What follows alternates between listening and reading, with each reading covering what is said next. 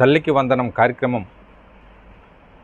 అమలు చేయడం ద్వారా తల్లిదండ్రులు పూర్తి స్థాయిలో సంతృప్తిని వ్యక్తం చేస్తున్నారని, సూపర్ 6 పథకాల్లో భాగంగా తల్లికి వందనం కార్యక్రమాన్ని అమలు చేశామని శ్రీకాకుళం నియోజకవర్గ శాసనసభ్యులు గుండు శంకర్ తెలిపారు.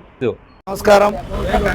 కూటమి ప్రభుత్వం ఇచ్చిన సూపర్ 6లో భాగంగా ఈరోజు నిన్న పెద్ద ఎత్తున తల్లికి వందనం కార్యక్రమం ఏదైతే గతంలో ఇచ్చిన మాట ప్రకారం ఎంతమంది పిల్లలు ఉంటే అంతమందికి కూడా తల్లికి వందనం డబ్బులు వేయడం జరిగింది. ఈ సందర్భంగా రాష్ట్ర వ్యాప్తంగా ఎంతోమంది తల్లిదండ్రులు పిల్లలు హర్షాతిరేకాలు వ్యక్తం చేస్తున్నారు. ఎందుకంటే చాలా పేద పరిస్థితుల్లో ఉండి పిల్లలకి గవర్నమెంట్ యూనిఫామ్ ఇచ్చినప్పటికి కూడా కొన్ని పాఠశాలల్లో చదువుకున్న పిల్లలకి బట్టలు తీసుకోలేని పరిస్థితి, అలాగే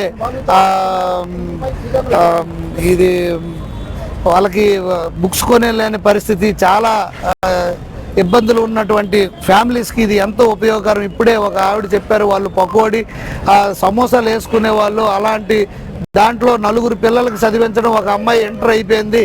అలాంటి సందర్భంలో 4 పిల్లలకి మేము చదివించడం ఎంతో ఇబ్బందికరం.